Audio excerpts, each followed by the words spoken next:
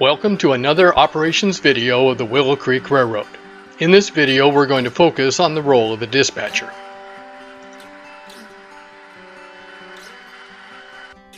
The primary purpose of this video is to provide training for individuals who will be dispatching during an operating session on the Willow Creek.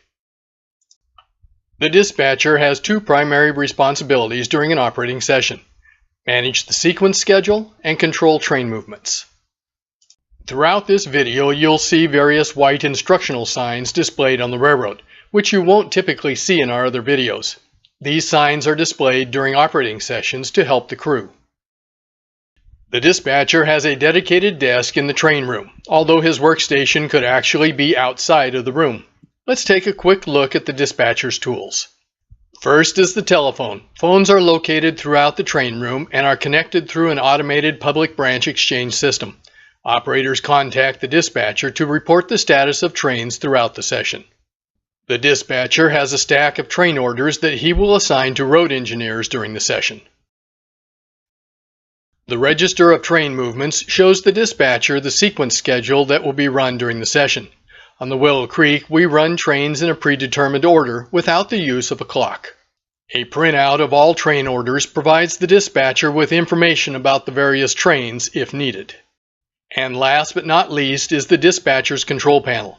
This is a computer-based screen using Microsoft's PowerPoint program, which the dispatcher uses to graphically track the location of all trains on the layout. To learn more about creating the dispatcher's control panel, refer to the published articles page of the Willow Creek's website. Communication between the operating crew and the dispatcher is important to a successful operating session. These communications are covered in the various operations videos for the Willow Creek, but let's briefly summarize what gets communicated.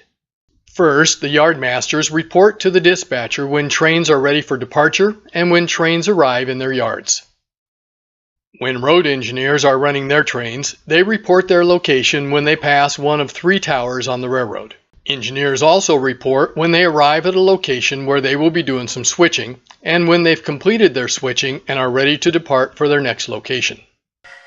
Remember that the Willow Creek uses a block signaling system that indicates when the single-track main line is occupied by another train.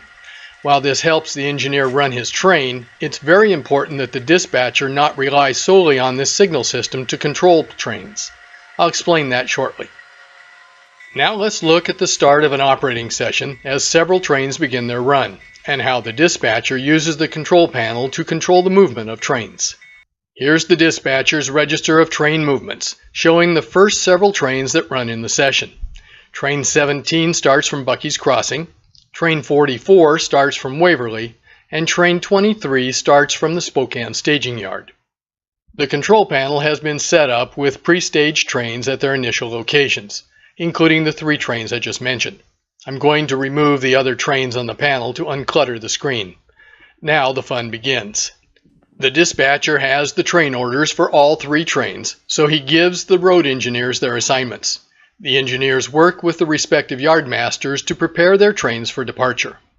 Now the dispatcher's phone starts ringing. The first call is from the Waverly yardmaster indicating that train number 44 is ready for departure. The dispatcher gives permission for that train to depart. Shortly after departure, the engineer for train 44 calls and OS's Waverly Junction. The dispatcher moves the train icon to show its position. The next call is from the engineer at Spokane, and he is also ready to depart.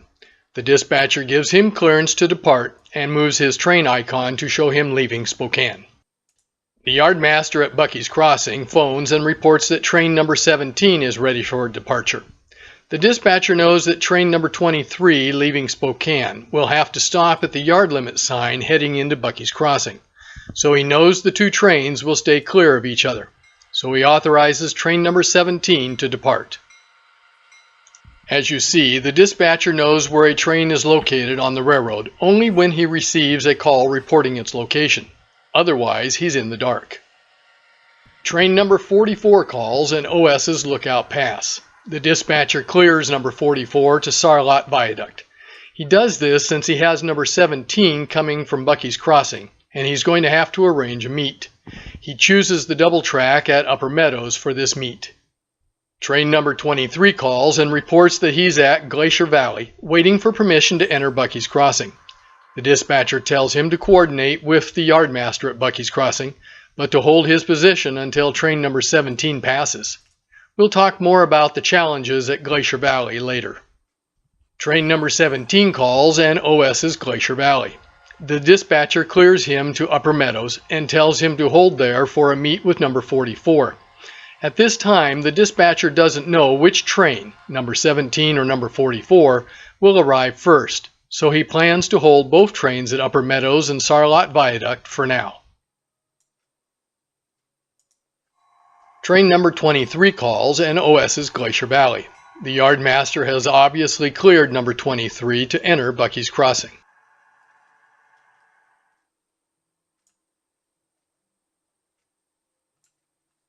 Train number 44 calls and indicates that he's arrived at Sarlot Viaduct.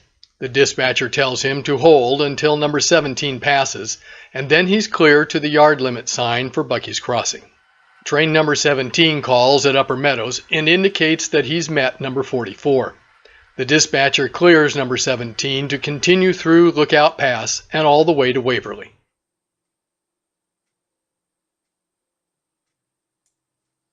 The yardmaster at Buckys Crossing calls and indicates that train number 23 is ready for departure. The dispatcher clears 23 for departure. The dispatcher knows that number 23 will OS at Glacier Valley, and he can give him further instructions at that time if necessary. Train number 44 calls and reports that he's at the yard limit sign to Buckys Crossing. The dispatcher tells him to coordinate with the Buckys Crossing yardmaster. Train number 44 terminates in Buckys Crossing.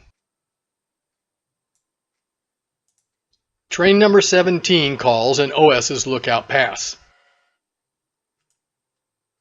Number 17 calls again later and indicates that he's at the yard limit signs at Sarlot Viaduct, waiting for permission from the Waverly yardmaster to enter the yard. The dispatcher tells him to proceed when authorized by the yardmaster. Train number 23 calls and OS's Glacier Valley. The dispatcher knows that number 17 is sitting at Sarlot Viaduct waiting to enter the yard, so he informs number 23 about the traffic and tells him to watch the Waverly Junction turnout signal at Highland to ensure the turnout is aligned for the main line. Train number 17 calls and OS's Waverly Junction. He's been cleared into the yard where his run terminates.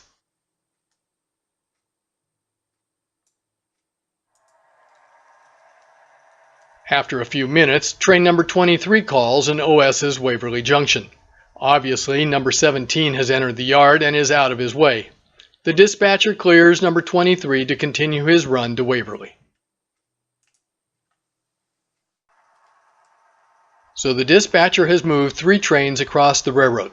Now he only has 14 more trains to worry about this session.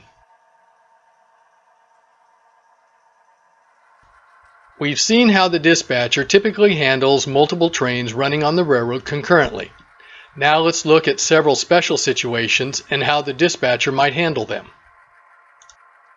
The first situation involves the double track along Willow Creek and trains entering or exiting Spokane Staging Yard. Since this is double track mainline, there are no block signals indicating occupancy.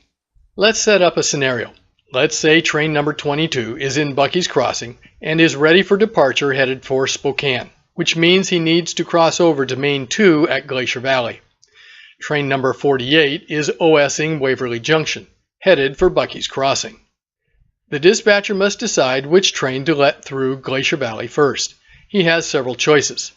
He decides that he wants to get number 22 out of Buckys Crossing first, so he instructs number 48 to take Main 2, stop at Kyanite Rock to meet number 22, and then proceed to Buckys Crossing. The dispatcher contacts the Buckys Crossing yardmaster and clears number 22 for departure to Spokane. So number 48 arrives at Kyanite Rock and holds, while number 22 crosses in front of him and takes the Spokane Junction turnout.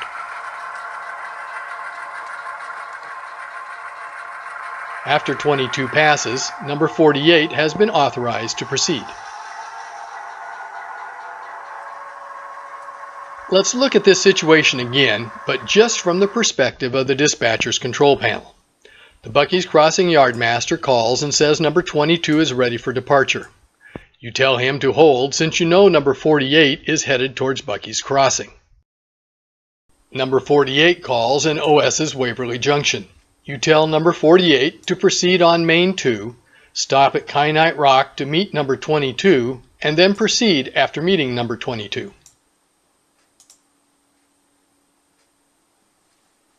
You call Buckys Crossing and clear number 22 for departure to Spokane. Number 22 OS's Glacier Valley. You won't hear anything else from number 22 until he reaches Spokane. Number 48 calls and reports that he's at the yard limit for Buckys Crossing. You tell him to coordinate his arrival with the yard master. Number 48 should OS when he eventually passes the Glacier Valley Tower once the yard master has cleared him for arrival. The yard master should also report when number 48 has arrived in Buckys Crossing. You've handled the train meets effectively, which means the crews experience minimal delays and no cornfield meets. Note that this same situation could be used if a train was leaving Spokane headed for Buckys Crossing, and you had number 48 also heading for Buckys Crossing. Kyanite Rock is an important point for such train meets. Okay, let's set up another situation, this one at Lookout Pass. ML Turn, a local freight that has just completed switching at Summit Springs, is sitting on the Lookout Pass siding and has called the dispatcher to report that he's ready to depart.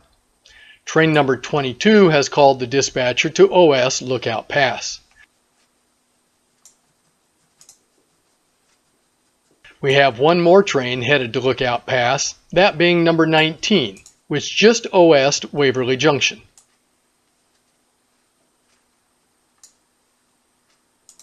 So we have 3 trains competing for the single-track main line between Upper Meadows and Lookout Pass. Let's consider 2 options. The dispatcher could hold the ML Turn on the Lookout Pass siding, hold number 19 at Upper Meadows on Main 2, let number 22 continue around Summit Springs and then down to Upper Meadows on Main 1.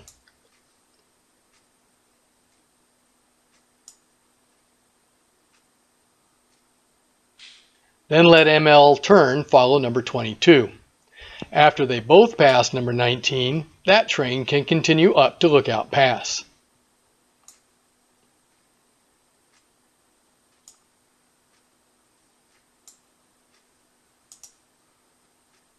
Let's reset our trains and look at another option. The dispatcher could hold ML Turn on the Lookout Pass siding. Instruct number 22 to hold at the Summit Springs Junction until number 19 passes, and clear number 19 to proceed to Lookout Pass, cautioning him about traffic at the pass. So the dispatcher is going to coordinate 3 trains concurrently at Lookout Pass. ML Turn is sitting on the siding, and number 22 is holding the main at the junction. Number 19 arrives at Lookout Pass and proceeds to the left around the reversing loop. After number 19 passes the reversing loop turnout, number 22 proceeds on the main towards Upper Meadows.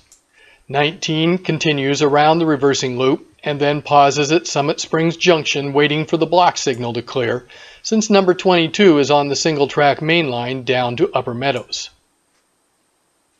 Once the block signal turns green, number 19 can proceed down to Upper Meadows. The dispatcher has contacted ML Turn and told him that once number 19 clears the block, he's authorized to also proceed to Upper Meadows. The key in each of these scenarios is communication with the various trains so that everyone knows what's supposed to happen. Okay, let's reset our trains and look at one more situation. This time we have 2 trains in Buckys Crossing. Number 8 headed eastbound to Spokane and number 9 headed westbound to Waverly. Because of the reversing loop at Glacier Valley, the dispatcher must decide how best to handle these trains. Number 9, headed westbound, must go around the reversing loop and will thus take much longer to reach Glacier Valley than number 8. Train number 8 will cross over to Main 2 at Glacier Valley in order to head for Spokane, while number 9 will take Main 1 at Glacier Valley, heading towards Waverly. Again, the dispatcher has several options. He could clear number 8 to depart for Spokane and hold number 9 until number 8 has cleared Glacier Valley. This is probably the wisest choice. Alternatively, if the dispatcher is willing to take a chance, he could clear both trains to depart at the same time. Since number 9 will take considerably longer to reach Glacier Valley, this should give number 8 time to clear the junction and cross over to Main 2. The problem with this choice is that it's relying on number 8 to depart when authorized and to not encounter any problems. Even though number 8 has a relatively short distance to the junction at Glacier Valley, there's still a chance that he could run into a problem of some kind and delay his crossing to Main 2. Since number 9 is already en route, there's no way to contact him to warn him of number 8's problems. So this is not a good option for the dispatcher to use. To summarize these situations, the block signal system tells engineers when a block ahead of them is occupied, but it does not tell them what's waiting on the other end of the block. It's up to the dispatcher to tell the engineers what's happening on the railroad. The dispatcher must coordinate meets in an efficient manner to keep his trains moving safely across the subdivision. Once a train leaves the yards, the best locations for the dispatcher to arrange meets between trains are the double track along Willow Creek, including stopping a train at Kyanite Rock, the double track between Upper Meadows and Sarlot Viaduct, and the tracks in the Lookout Pass Summit Springs Junction area. So there you have it, a brief look at the dispatcher's role and responsibilities, and a few recommendations on how to handle some particular situations that frequently occur on the railroad. I hope you've enjoyed this look at the dispatcher's job and some of his challenges. And as always, thank you for visiting the Willow Creek Railroad.